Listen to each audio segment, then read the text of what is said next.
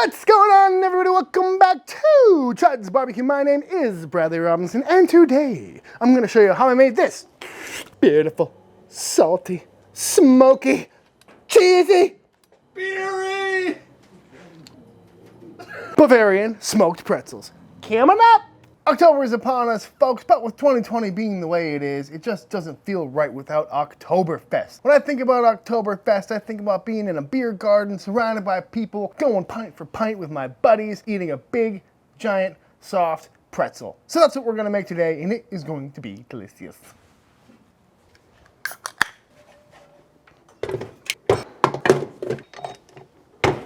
To get our pretzel dough started, we are going to add some active dry yeast to the party, right into the stand mixer here. We're gonna throw in some softened lard. This is some lard I rendered down, had it on hand. You could also do some butter, beef tallow, but you don't want it melted and you don't want it cold, so gotta remember to leave it out a few hours in advance. We're also gonna add some barley malt syrup, and this is just gonna add some extra flavor as well as help with the browning process down the road. You could also add some diastatic malt powder if you had any of that lying around. But this is gonna give it that real classic pretzel flavor. We're then gonna go in with 2 cups of warm water. Not too hot, we don't wanna kill the yeast, but warm enough to make everybody happy. Around 109, 10 degrees, somewhere in that region. And at this stage, I'm just gonna let it sit for a little bit just to check the yeast, let it start to bloom, make sure it's alive. Maybe go in with a little whiskey and get everything incorporated. We're gonna wait to add the salt for just a little bit because salt and yeast aren't really the best of friends.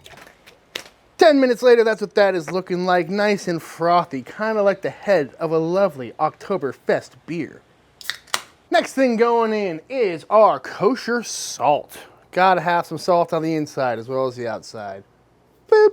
And then we're gonna go in with some bread flour. Bread flour has a higher protein than all-purpose flour, and it really works well for these tougher doughs like, you know, bagels, pretzels, that kind of stuff. I'm gonna start out with about half of this just to make sure that nothing gets too dried out, because it's a lot easier to add extra flour than it is extra moisture. So we're gonna pop this in and give it a little mixy-mixy. If I remember to plug it in first. Seriously, every time. I swear I'm not doing this on purpose. All right, on. Got the dough hook on there. We're just gonna let everything get incorporated and then gradually start adding in the rest of the flour. Just depending on the humidity and all that kind of stuff. You know, baking, it's pretty finicky, so. Ooh, smells good already. Smells like beer.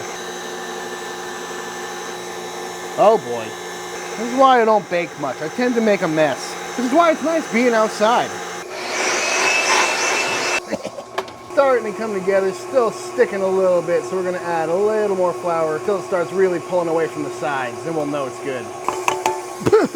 Starting to look real good, pulling away clean. I'm gonna pop this open real quick, just to make sure we got everything scraped up off the bottom and off the sides, but as you can see, it's still a relatively sticky dough, but oh, Pee-Pee, you don't like sticky doughs? Make sure nothing's sticking too bad. We're gonna need this for about 10 minutes. Then we'll come back and reevaluate. All right, after about 10, 15 minutes of kneading here, ooh, we are left with a nice, supple, well-hydrated dough. Very nice. Give it a couple extra kneads just for good measure. If your dough is looking a little wet, you can definitely throw some flour down and incorporate that at this time, but this is looking nice and plump. Nice, smooth, supple ball of dough.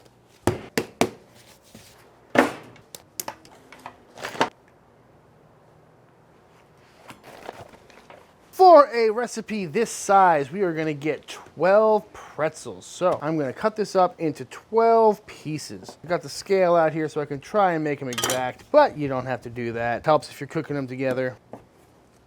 Each piece should be around 110 grams, if my math skills are correct. Turns out this knife is better for more than just crushing garlic. It's actually the perfect baking knife because it's kind of like a scraper meets cleaver. That Mr. Leone. He knows what's up. Now that they're all portioned out, I'm just gonna go through, make sure they're all nice little balls. Might do the old pinch and tuck while I'm here, just so they're nice and smooth, because they're a bunch of little different pieces stuck together, so this will help them become a little more cohesive. Make some nice little balls.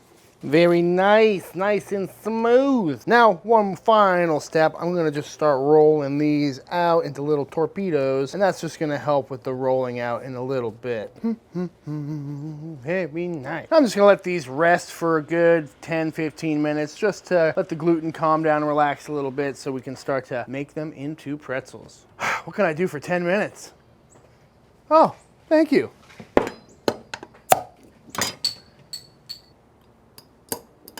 There we go. Now we're authentic. 10 minutes later, and it's time to start shaping these pretzels. And to do that could not be easier. Basically gonna grab one, roll it out to a 20-inch, 24-inch long rope, or as big as you want. If you want a smaller, fatter pretzel, you can make it smaller. If you wanted really thin, crispy arms of the pretzel, you can make it nice and thin. That's looking just about right for me. And then you wanna take it, you're gonna wanna make a crissy-crossy, take the X, flip it again, and then down it goes. And then you got yourself a beautiful pretzel, boys. Oh, tell you what, nothing to it. It's also at this stage where you could cut these into little balls. Like if I just went through and went bop, bop, bop, bop, we can make some beautiful little pretzel bites, and that'll be a lot easier to work with than making the actual full pretzel. Great appetizer. Make an X, twist the X, hashtag twisted X. Then, bam, push the sides in, make sure they're nice and together. Beautiful pretzel. And these are gonna continue to rise and get nice and plump. Now all these pretzels are formed and looking very nice. We're gonna let them do a good ferment for a good 30 minutes or so, and then we will come back. What a perfectly sized towel. While these pretzels are resting, let's talk about how we're gonna cook them. Typically, after they're risen, we would throw them in a live bath, put some salt on them, and toss them into a hot oven between 375 and 450 degrees. And that's what's gonna get them nicely cooked, make the outside nice and brown, and everything will be tasty. But ovens are kinda lame, and I haven't built the Chud oven yet. So I'm gonna see if I can cook them on my offset. I've always wondered if you could bake in an offset if you burned a really clean fire. So we're gonna try that today.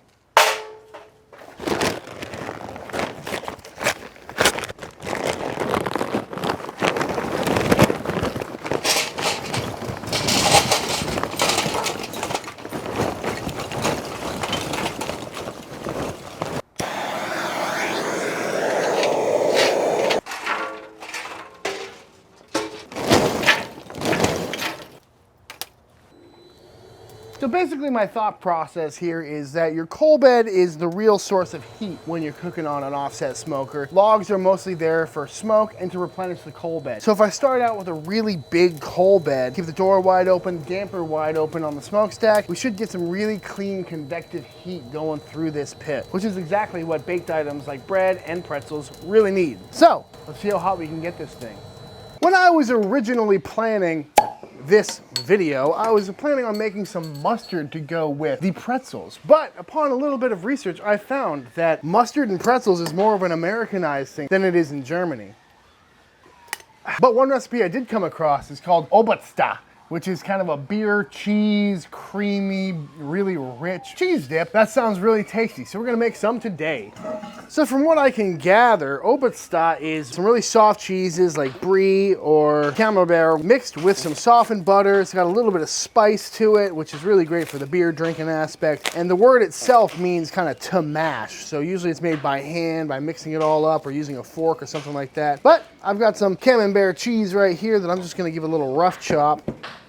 Into the bowl it goes. I'm also gonna hit it with a little bit of Brie. And if you can't tell, these cheeses are at room temperature. I've had them sitting on this little griddle all day just to make sure they're nice and melty. That's how they come together so well. Just gonna chop it up, rind and all. Some recipes I've seen call for cream cheese as well to enhance the creaminess. I've got some of this Boursin cheese right here, which is already garlic and herb flavored, and it's pretty similar to cream cheese. So I'm gonna throw some of that in there too to help with the creaminess factor. And then some butter. This is some whipped butter, which I think will help blend in really nicely, but any softened butter will work. I'm gonna just go with a good dollop. I saw somewhere that said it's a 3-to-1 cheese to butter dip, but that sounds pretty heavy, but that looks about right to me.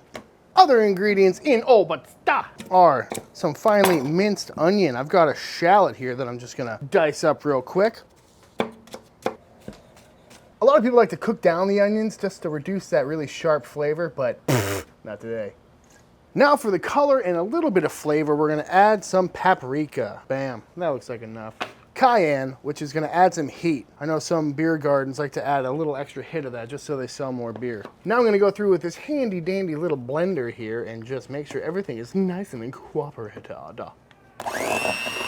You know what, this is looking a little loose, Cockburn. What do you suggest I do about it?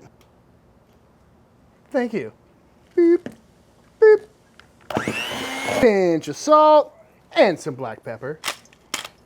Done. So the one thing that makes a pretzel is that crunchy, shiny exterior. The way to do that is to coat it in an alkaline solution. If you're at home, you can use baking soda and water at a boil. That works pretty well, but traditionally, what people reach for is food-grade lye, also known as sodium hydroxide. You can get this online. I'll have a link in the description for this, but this stuff is straight up poison. This is very caustic. It'll burn you. It's what they use for drain cleaners and, you know, Breaking Bad style bathtub situations, but we're gonna use a really diluted solution of it today to make sure the exterior of these pretzels are nice and alkaline, which basically means it's gonna lower the temperature at which the Maillard reaction occurs, which is why cooking at a standard temperature will give you such a brown exterior. So to this pot here, I'm gonna add some water.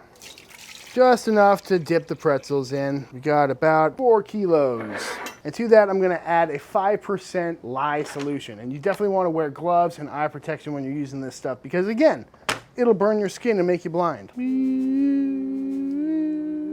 Eyesight still intact, not dead, we're good. We're just gonna whisk this up, make sure everything is nicely dissolved. And you always wanna pour the lye into the water as opposed to the water into the lye, just in case you get any splashback.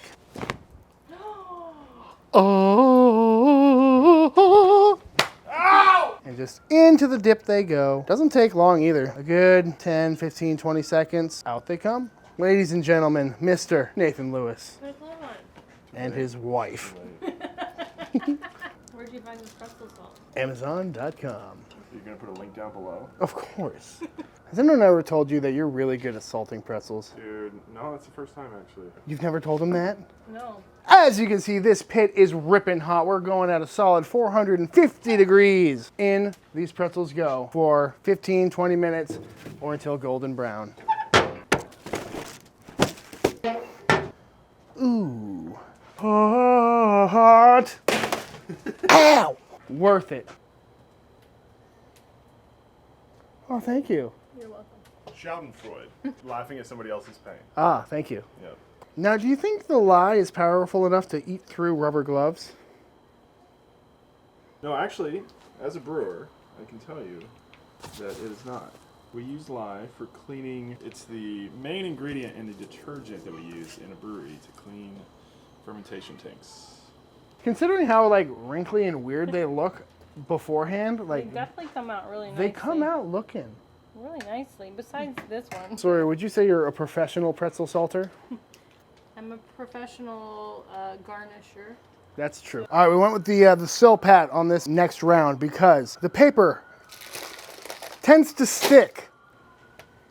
I don't like feeling drunk on camera, but I don't like feeling sober on camera. So. name. I think you should take your glasses off. Where'd you get that? My dad got it in Germany. That's great. Cute! Thank you. Cheers. Prost. This is Prost. this is definitely one of the lower key Oktoberfests I've had in recent years. The Luises are here because they've spent some real time in Germany, unlike myself. So they're gonna judge these pretzels and Obazda and tell me if I did the place they visited once justice. Yeah, I went to brewing school in Germany, in Munich, in Bavaria. So every morning on my way to brewing school, I would have a pretzel for breakfast. Damn, this one looks so good. The chives are so beautiful. It's the Bavarian equivalent to Austin's chips and queso. So good. Now, did you have cheese spreads like this when y'all were over there? We did, very similar Absolutely. to that.